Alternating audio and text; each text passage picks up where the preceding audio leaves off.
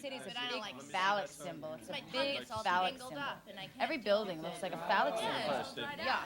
Welcome back to Rock Talk. Today we're discussing gratuitous sex and violence in music videos with the experts, the kids that watch them, buy them, and play them. Gratuitous sex and violence. What do you think? Well, I think it's like everywhere.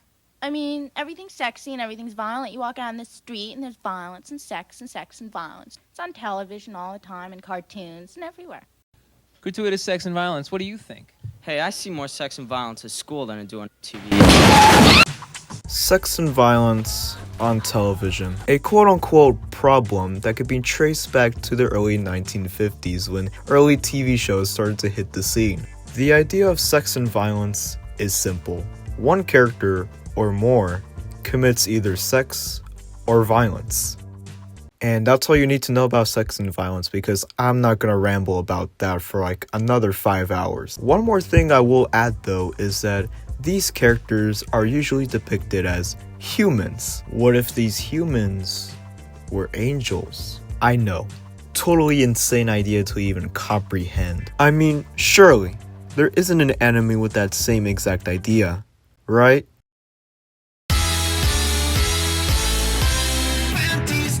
Yeah, I'm sorry, that was just a very poor excuse of introducing the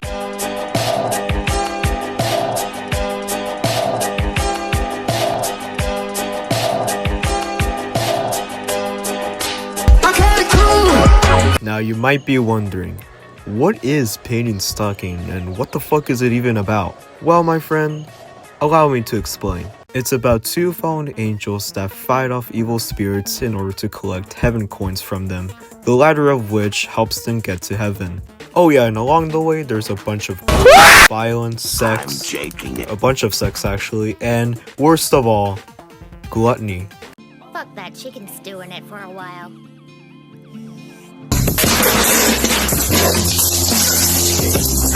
Now the second thing you might be wondering is, why does this anime have all this stuff? Well, we have to understand the backstory of how this anime was even created in the first place.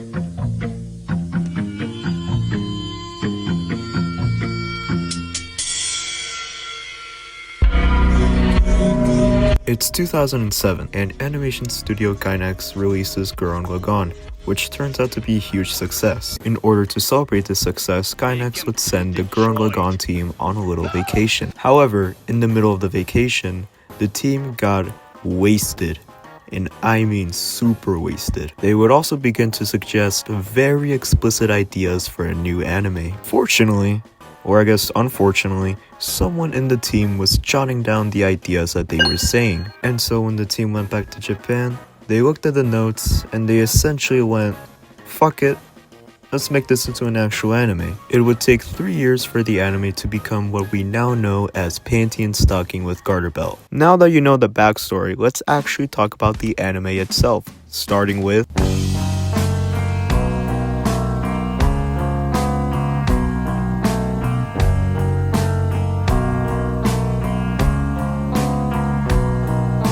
the characters of Panty and Stocking are the most important element of the show, because without them, I mean, it just looked like the capital of Wyoming. I think it's fair that we start off with the main characters, the Anarchy sisters. More specifically, let's start off with Panty Anarchy. I'll call you and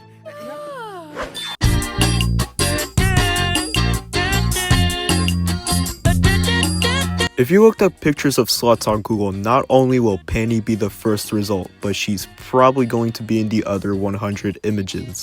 I can't think of any other sentence that perfectly describes the character of Panty Anarchy, mostly because that's just kind of her entire trait in the entire show. Alongside the trait that she doesn't give a fuck about what she does or what people say, which I don't have a problem with. In fact, it's executed quite well throughout most of the show. But in some cases, it makes you wish that she would just shut up and move on. Then let's make this fucking fucker pay for covering me in this fucking shit. Okay, you can reply to that.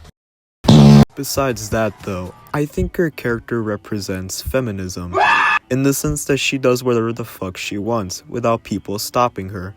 It's just the fact that the thing she likes to do the most is to have sex with other men, but you know, we can ignore that aspect. I just wanted to say I love BBC. So overall, Panty Anarchy is a character that adds a lot of the charm and feeling that the anime has. So now let's move on to the younger Anarchy sister, and in my opinion, the superior one, Stocking Anarchy. I've had my goddamn sugar.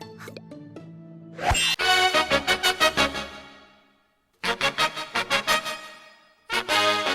think I might have found Queso's main rival. Yeah, the first thing you should know about Stocking is the fact that she has a pretty big sweet tooth. Hell, she has a whole set of sweet teeth, which, just like with Panty, it can often kind of get in the way of me actually enjoying the episodes, but for the most part, it's pretty harmless. And for some reason, Stocking also mentions that she eats in order to grow her boobies, which... Give me my goddamn milk back! My milk back! And another thing about her, she says the most insane one-liners in the entire show. Take this classic example. In one episode, after they get shocked, she utters this one-liner. I just screamed so fucking hard. Fucking classic line. It deserves to be in the Rock and Roll Hall of Fame or some shit. And one more thing, she gets into an actual like really emotional character arc later on in the first season, which I'll actually talk about later on in this video. So I'll just leave it at that. So overall, while Stocking Anarchy is often overshadowed by her older sister, she is not only the superior sister, but my second favorite character in the entire show. And I'll tell you who my favorite character is later. Oh yeah, I forgot there's other characters too. Let me go through them real quick. Garterbelt is a black Catholic priest who serves as sort of the guardian to the Anarchy sisters. And since he's a Catholic priest, he's into young men. Be a good boy and drop your drawers. What? What's the matter? Do you want me to pull him off for you? Oh my god! Brief is the biggest stereotype of your average Weezer fan, and just so happens to be the inherent of his father's ghost hunter company, which is the sole reason why the Anarchy sisters sometimes bring him to help. But towards the end of season 1, he sort of becomes like the sexiest man alive. So there's that. And then there's Chuck. This was the one I was referring to as my favorite character in the entire anime. This guy gets constantly abused by both the Anarchy sisters and Garterbelt while pretty much doing everything for them. And because of that, not only is he my favorite character, but we also gotta save him, like hashtag save my boy Chuck or some shit, I don't know. And then we got the Demon Sisters, which they're just the rowdy rough boys from the Powerpuff Girls. And that's their entire idea. Now both Scanty and Knee-Socks get emotional character arcs in the second season. Because in the first season, there's just kind of stereotypical villain type characters. And finally, we got Corset, and I'm not going to say much about him because he pretty much spoils the ending of the first season, but what I'm going to say is, he's a pretty good villain, I guess.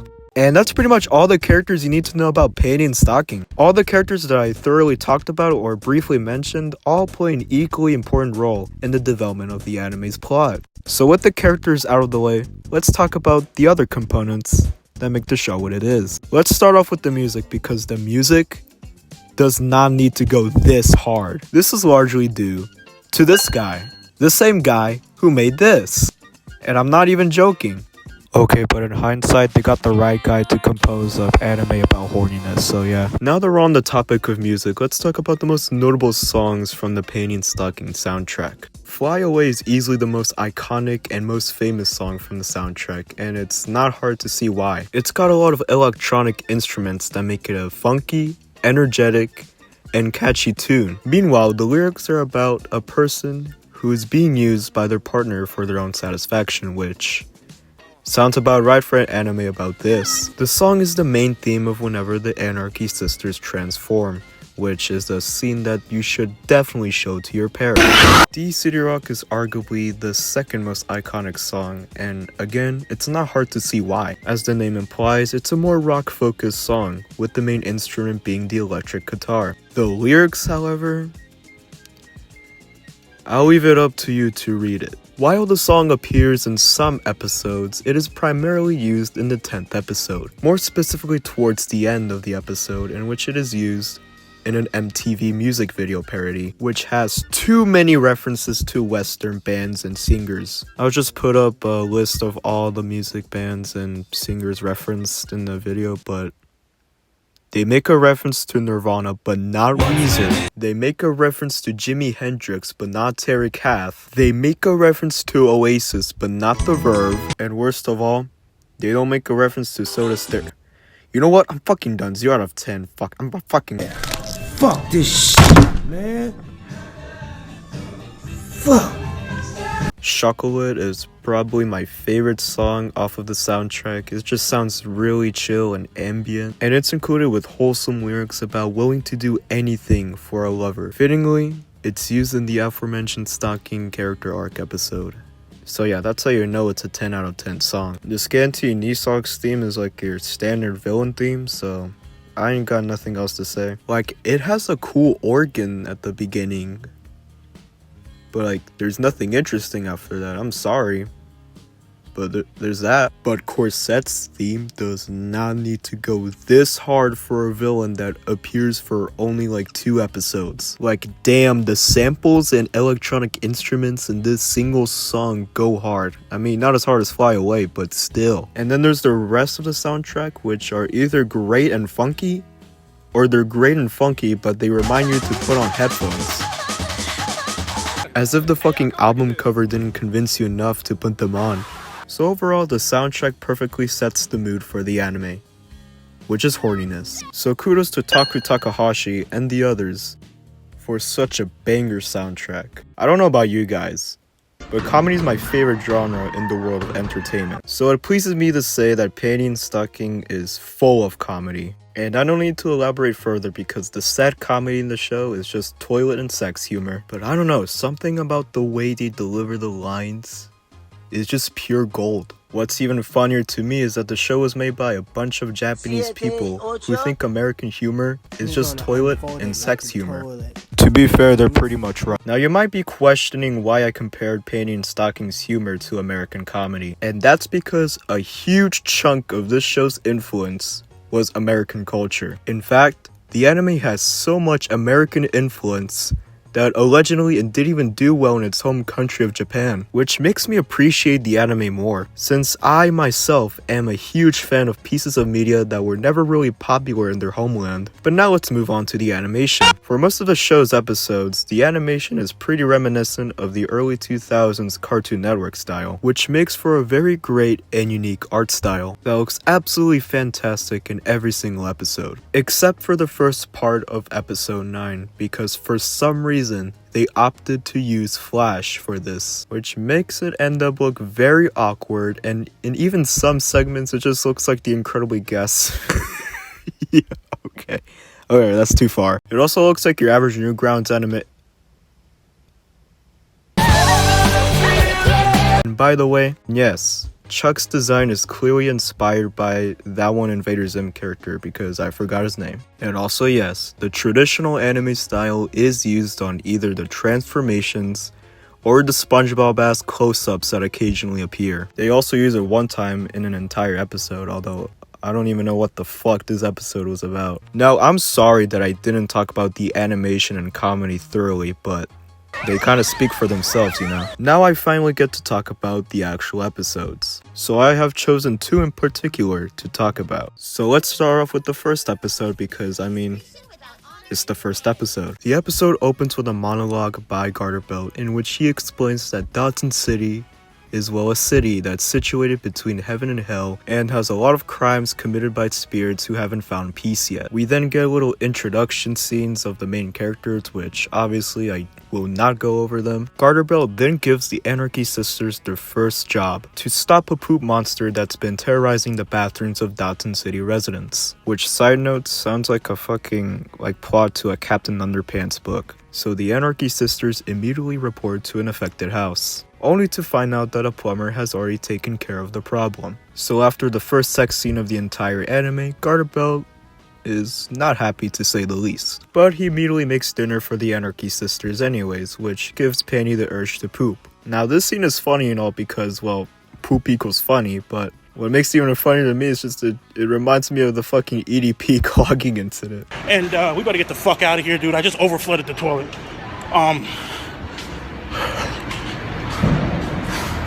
Let's get the fuck out of here. Let's go over. Yeah. So yeah, the poop monster strikes the Anarchy Sisters' home church. So they go to the city center to fight it, and then the animation reminds you that it's an actual anime and not a random cartoon made in Santiago, Chile. They defeat the Great Mighty Pooh, they earn their first heaven coin, and Dotton City is saved. The end. My overall thoughts? Well, it does its job as a pilot episode right. It introduces most of the main characters, their goal, and the amount of effort they are willing to put to achieve that said goal. It's not a perfect episode, obviously. I mean, it's the first episode, but it's a good episode, and that's more than enough for me. Alright, so our next and final episode that I'll talk about is my personal favorite one, and you'll see. I mean, the title alone is a reference to my mom's favorite movie, so there's proof of that. We start off with Panty and Stocking spying on dudes because why not? But after Stocking spies an ugly ghost, she immediately falls in love, which up to this point is very out of character for Stocking. I mean, in all the prior episodes, she showed little to no interest in men at all. The only interest we knew she had at this point is, well, food. So when I first watched this episode, I was just as shocked as Panty. The next day, she prepares food, puts it in a basket, and gives it to the ghost. Let me break this to you slow. I don't give a fuck what you look like. Damn, this guy's so lucky. Whenever I fart in front of a woman in public, I get pepper sprayed. Like, I don't get it. We then get a little montage that is admittedly very cute and adorable. Not to Panty though. Panty briefly confronts her about the ghost, to which Stocking pretty much says, "Cállate, puta!" She goes out to meet the ghost again, but this time, not only does she tell him that she wants to get eloped, but she's willing to stay with him until the very end, knowing damn well that's breaking the duty as an angel. Later in the night, Stocking goes out to see him yet again, and oh shit, never mind, that's Panty. The ghost is about to get 360 no-scoped by Panty when suddenly Stocking actually shows up, which to the amusement of the ghost, he immediately proposes to her, saying that he also has the same amount of feelings towards her. This brings so much joy into the ghost that he finally finds peace within himself and is risen to heaven.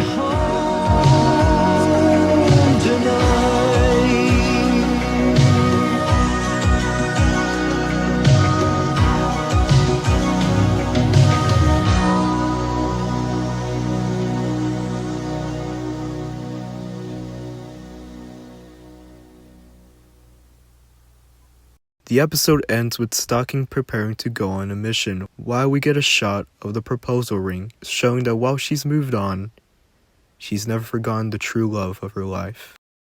Wow, what an episode. It doesn't even feel like a real Panty and Stocking episode. They're normally filled with action and violence, but this one, it barely has any of that. Yet I can't quite put my finger on why it's my favorite episode of the entire show. I think it's because this episode manages to be very serious and emotional, while still retaining some action and comedy from the prior episodes. What's this about anal?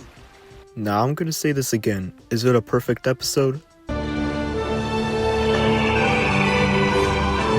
No. But in the standards of an anime like Panty and Stocking, it sure is close to being perfect. That's enough for me to say that this is my favorite episode of the entire anime. Now, gathering all the praises that I gave to this show, you might think that Panty and Stocking was a big success upon release, right?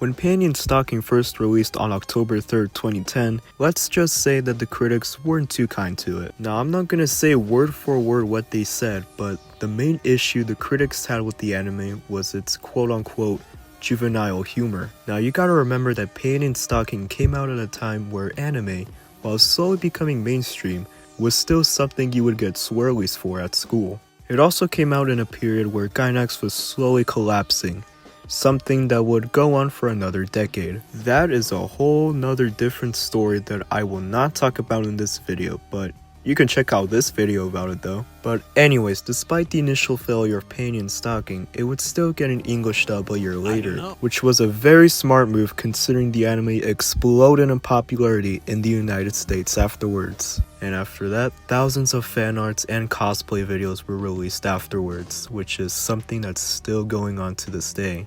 Which leads us to the conclusion. Panty and Stocking is an anime about being as explicit as possible. Okay, not Pink Flamingos level type of explicit, but you know. It's an idea that needs to be carefully handled in my opinion.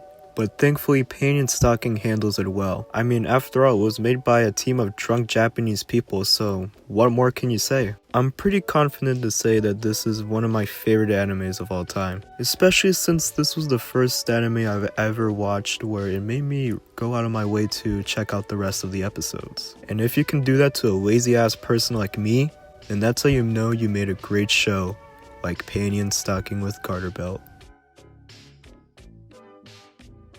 I'm still fucking mad that my boy Gustavo Cerati was not referenced in his peak anime. What a fucking joke, man.